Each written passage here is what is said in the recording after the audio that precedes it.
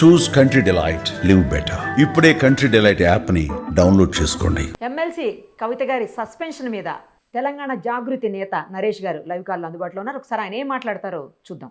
నమస్తే అండి నరేష్ గారు. ఎలా తీసుకుంటారు దీన్ని? ఎందుకంటే ఆవిడ కేవలం కాళేశ్వరం మీద మాట్లాడారు కాబట్టే సస్పెండ్ చేశారు అనుకుంటున్నారా, లేకపోతే గత కొంతకాలంగా పార్టీతోటి విభేదిస్తూ వస్తున్నారు కాబట్టి పార్టీలో నేతలతో ముఖ్యంగా, సో అందుకేమైనా సస్పెండ్ చేశారనుకుంటున్నారా? ఇప్పుడు ఏంటి భవిష్యత్ కార్యాచరణ? ఏం చర్చించారు ఆవిడ మీతోటి? న్యూస్ వినగానే చాలా బాధ అనిపించిందండి. ఎందుకంటే ఇన్ని సంవత్సరాలు తెలంగాణ ఉద్యమంలో మమేకమై తెలంగాణ ఉద్యమం చేసి తెలంగాణ రాష్ట్రం ఏర్పాటు చేసుకొని మళ్ళా 10 ఏళ్ళు బంగారు తెలంగాణ అని చెప్పి కేసీఆర్ విజన్ లో భాగస్వామ్యులై ముందుకు పోయి ఉటావుటిన ఎందుకు బహిష్కరించాల్సిన అవసరం ఇంకొచ్చిందో, మరి దాని అవసరం ఏందో మాకు ఇప్పటికి కూడా తెలియలేదు. మేము నిజంగా కూడా ఒక షాక్కి గురైనాం.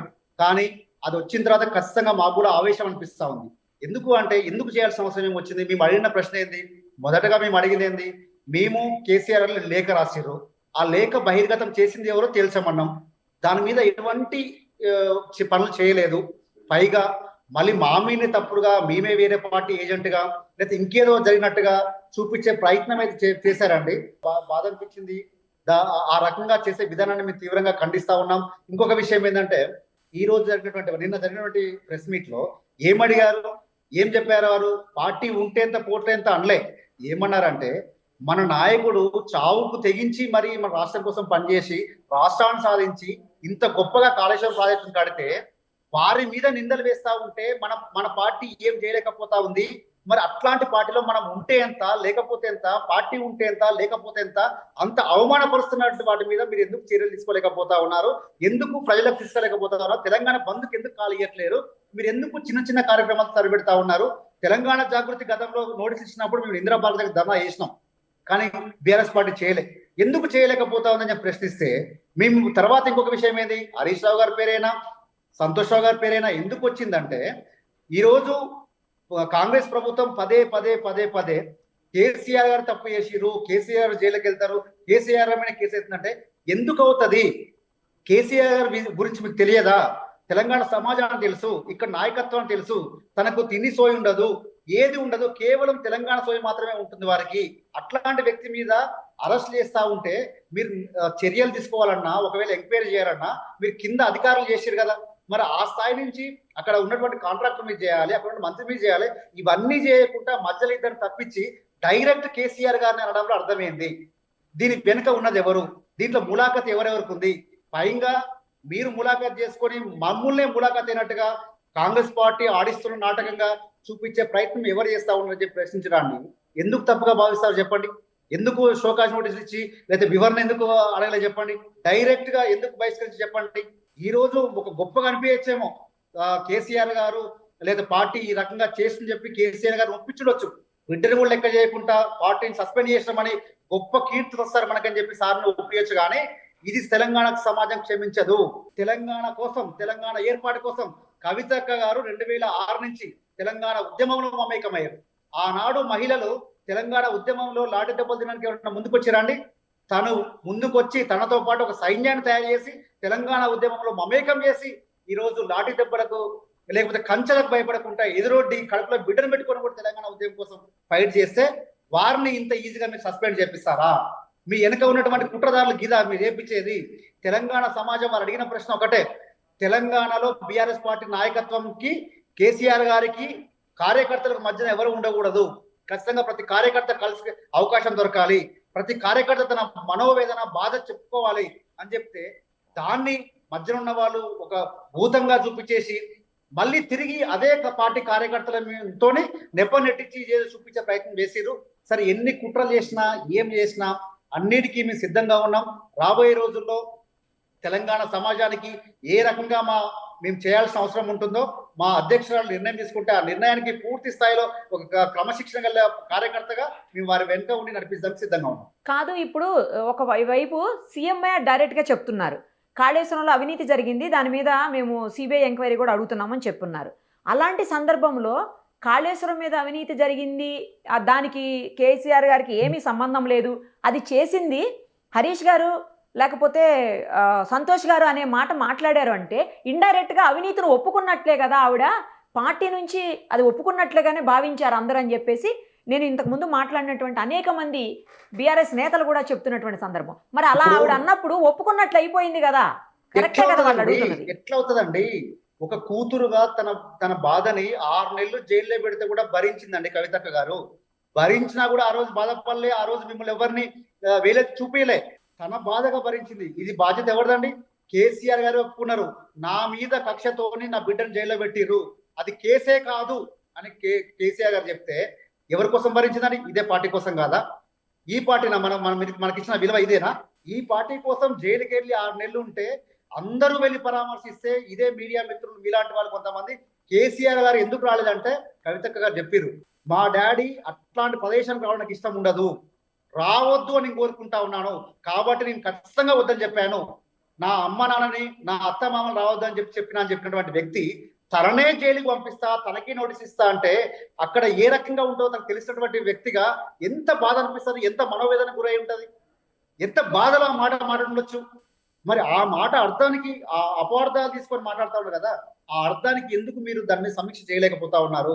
ఎందుకు మనం కేసీఆర్ గారి మీద ఖచ్చితంగా మీరు తెలంగాణ సమాజం అంతా కదిలియాలి, రోడ్ల మీద తీసుకురావాలి అనే విధంగా మన పార్టీ ఎందుకు ప్రయత్నాలు చేయకుండా సస్పెండ్ చేసి ఏదో ఒక అడ్డు తొలగించుకోని చెప్పి సంతోషపడతా ఉన్నారు తప్ప, ఇది ఈ రోజు కాకపోతే లేటుగా అయినా సరే ధర్మం గెలుస్తుంది, ఖచ్చితంగా ప్రజలందరికీ అర్థమవుతా ఉంది, అర్థం అవుతుంది కూడా. ఇప్పుడు పార్టీకి పదవికి అంటే ఎమ్మెల్సీ పదవికి కూడా రాజీనామా చేస్తారు అని అంటున్నారు, చేయబోతున్నారా అండి కవిత గారు? ఖచ్చితంగా స్ట్రాటజీ ఉంటుంది కదండి ఎవరికైనా సరే. తెలంగాణ జాగృతి అనేది కొత్తగా ఏర్పాటు చేసిన సంస్థ కాదు. దాదాపు బీఆర్ఎస్ పార్టీ కంటే ఒక 4-5 సంవత్సరాలు లేటుగా ఉన్నటువంటి సంస్థ ఇది. 25 సంవత్సరాలు దానికి ఎట్లా అనుభవం ఉందో 20 సంవత్సరాలు అనుభవం ఉన్నటువంటి 20 సంవత్సరాలు ఉన్నటువంటి అనుభవం ఉన్నటువంటి తెలంగాణ జాగృతి సంస్థ. డెఫినెట్ గా మీరు నిర్ణయం తీసుకుంటే మేము లేదు, మేము ఏం చేయలేం, మేము నిస్సహాయాలకు ఉంటామని చెప్పి అనుకునేటువంటి కాదు. కానీ ఒక మాట మాత్రం ప్రామిస్ చేస్తా ఉన్నాం, మీలాగా కేసీఆర్ గారి మీద ఒకవేళ వీళ్ళు పిచ్చి ప్రేలాపనలు చేస్తే కాంగ్రెస్ ప్రభుత్వం ఖచ్చితంగా ఎండగడతాం. అది ఏ రకంగా అయినా సరే ఖచ్చితంగా తిరగబడతాం, ఎండగడతాం. కేసీఆర్ గారి మీద మచ్చబడకుండా చూసే ప్రయత్నం తెలంగాణ జాగృతి ఖచ్చితంగా తీసుకుంటుంది. నేను అడిగిన క్వశ్చన్కి మీరు ఆన్సర్ చెప్పలేదు, స్ట్రైట్ గా అడిగినాను. ఆవిడ ఎమ్మెల్సీ పదవికి రాజీనామా చేయబోతున్నారా, పార్టీకి రాజీనామా చేయబోతున్నారా? అదేమన్నా డిస్కషన్ వచ్చిందా ఇప్పటి వరకు? నేను అదే అంటాను, స్ట్రాటజీ ఉంటుంది. తినే ముందుకు రుచులు ఎందుకండి? రేపు మార్నింగ్ 12 o'clock ఫస్ట్ మీడియాకి చెప్పేది కదా మేమైతే. ఆ మీడియాకి రేపు ఆల్రెడీ ఇన్విటేషన్ కూడా వచ్చేసింది. 12 o'clock క్లియర్ గా మేము ఏమి చేయబోతా ఉన్నాం, ఉన్నటువంటి పరిస్థితి ఏంది, అవన్నీ చెప్తాము. ఇది కూడా ఏంటంటే కాంగ్రెస్ లో జాయిన్ అవ్వబోతున్నారని, లేదు బీజేపీలో జాయిన్ అవ్వబోతున్నారని అంటున్నారు. అదేం కాదు, కొత్త పార్టీ పెట్టబోతున్నారని అంటున్నారు. దానికి సంబంధించిన ఏమన్నా డిస్కషన్ నడిచిందా, లేదా దాని గురించి ఏమన్నా మాట్లాడుకున్నారా, లేదా దాని గురించి ఏమైనా ఇన్ఫర్మేషన్ మీకు ఉందా? అసలు మాకు అవకాశం లేదండి. మేము సస్పెండ్ అవుతాము లేకపోతే మమ్మల్ని ఇట్లా చేస్తారని చెప్పి మేము ఊహించలేదు కదా. ఓకే, మేము పార్టీ నిర్మాణం కోసం పనిచేస్తా ఉన్నాం, పార్టీ ప్రజల్లోకి వెళ్ళాలనే కోసం పనిచేసినాం. కాబట్టి మాకు పార్టీ పెట్టుకోవాలన్నా, ఇంకో పార్టీకి వెళ్ళాలా, ఇట్లాంటి ఆలోచన లేవు. అయినప్పటికీ కూడా మేము ముందే గెట్ చేసుకొని నిన్న ప్రెస్ మీట్ లో చెప్పినాము, మేము ఈ మాట అనగానే ఈ పార్టీ నాయకులే, ఈ పార్టీ కార్యకర్తలే మమ్మల్ని ఈ రకంగా బీజేపీ పార్టీ ఏజెంట్ అని కొంతమంది అంటారు, కాంగ్రెస్ పార్టీ ఏజెంట్ అని కొంతమంది అంటారు. ఈ రకంగా చేసే ప్రయత్నం కూడా చేస్తారు, మాకు ఇబ్బంది ఏం లేదు. వారు ఏ మాట్లాడినా కూడా మేము కేవలం కేసీఆర్ గారి గురించి మాట్లాడుతూ ఉన్నాం, తెలంగాణ సమాజం గురించి మాట్లాడుతూ ఉన్నాం.